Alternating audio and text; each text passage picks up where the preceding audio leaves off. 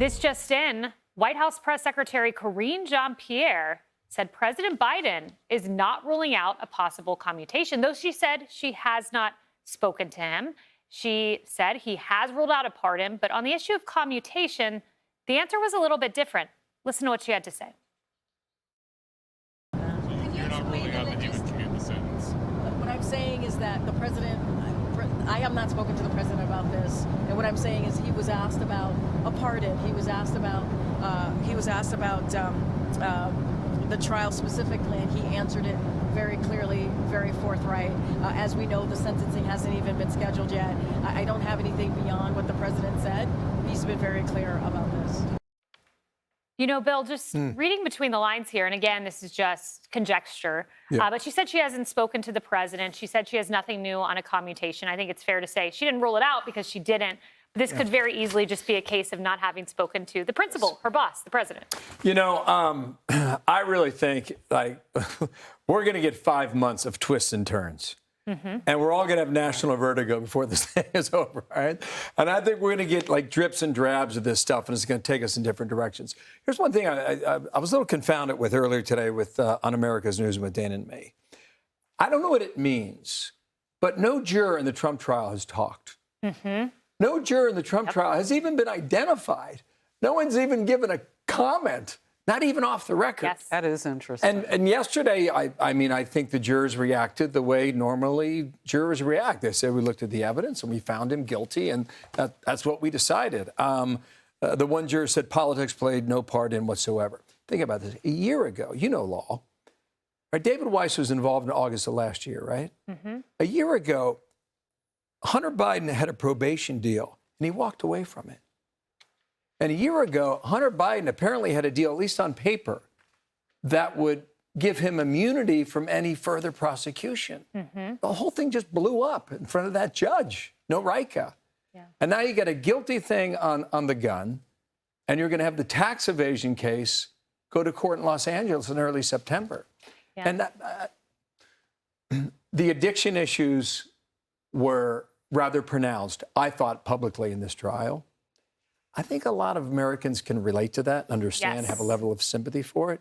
But the tax deal, I think, might have a whole different connotation for a lot of Americans. I think you're right, which is why I think he might accept a plea deal in that case. The facts match the law. He clearly overplayed his hand this first time around. There will be embarrassing details with the tax for his whole family, not just him. So we'll see. But to your point on the addiction, the Biden campaign, I was reading in Politico, thinks that one of the strongest moments Biden had in the 2020 debate, I believe it was the first one, was when he stood up for his son, Hunter. And he pointed out that his son, Hunter, was an addict. Millions of people are addicts in this country. He overcame, he conquered, and they thought that was a strong moment. And it seems that President Trump might have taken note of that, because I read this at the very bottom of the New York Times today. Let's pull it up. Behind all of this, Mr. Trump, who aggressively attacked Hunter in the 2020 election, has changed his mind about the political value of doing so now, at least over the younger Biden's personal issues. According to people close to the former president, in a meeting last year, Mr. Trump acknowledged privately to an associate attacks against the president's son had the potential to backfire. Now, listen, besides attacking Hunter more than 6 times in the waning months to the election, listen to how President Trump talks about addiction with Sean Hannity. There's another aspect of it. And it's something that if you look at, like, the fentanyl flowing into this country, that is killing our children in massive numbers, and opioids killing our children in massive numbers. There is this issue that is very real, and I guarantee you there's not a person that's watching this show that doesn't know somebody, family member, friend, neighbor, that hasn't had to deal with addiction. You've had to deal with it in your life. You don't drink. No. Never have. No. Never had a drink. No. I had a brother who suffered tremendously from alcoholism and alcohol. And it was a terrible thing to watch. He was an incredible guy with the best personality. He was the best looking person you've ever seen. Everything was perfect, but he had an addiction. And so I understand addiction because I was very close. He was very close to me. Now, Harris, Biden's team thinks that Trump is going to attack Hunter on the debate stage. I think you might hear that and how powerful that is. You know what was not adjudicated in the courtroom and is really not something that separates many Americans? The idea that you want to give sympathy to people who have a disease. I don't think that divides many people.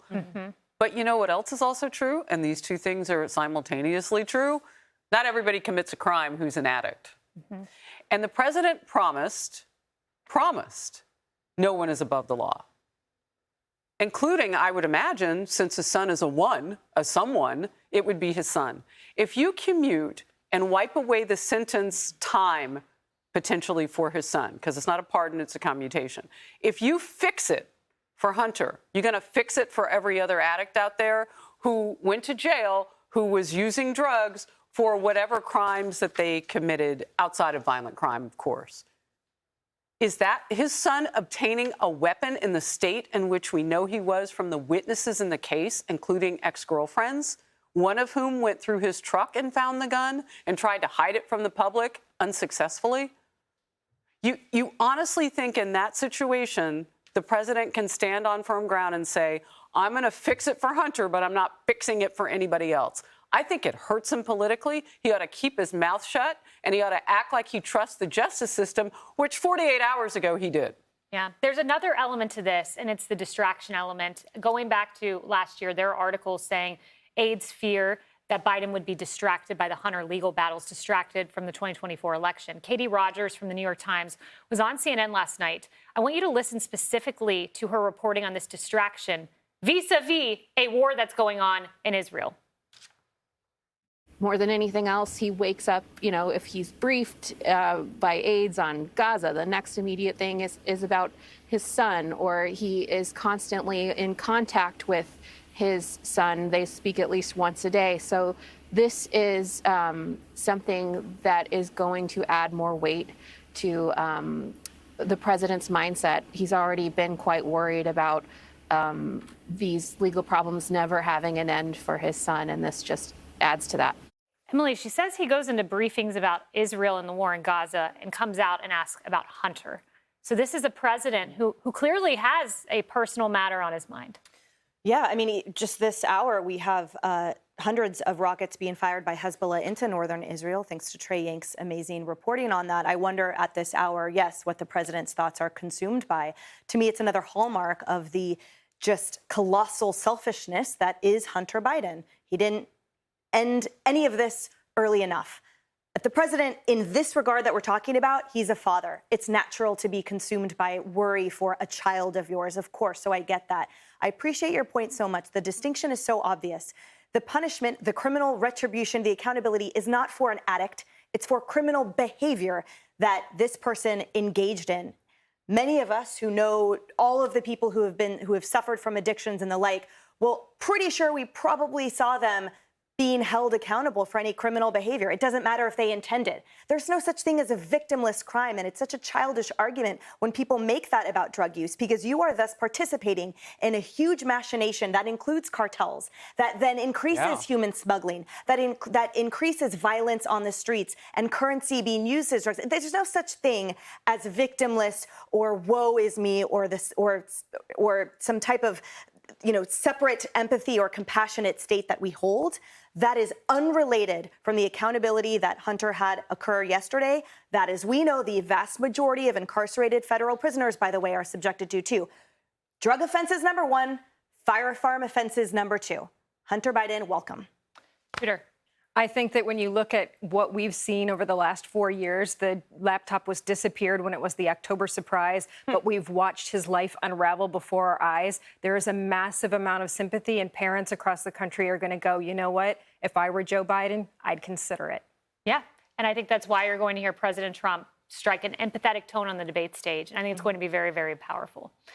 Hey everyone, I'm Emily Campagno. Catch me and my co-hosts Harris Faulkner and Kaylee McEnany on Outnumbered every weekday at 12 p.m. Eastern, or set your DVR. Also, don't forget to subscribe to the Fox News YouTube page for daily highlights.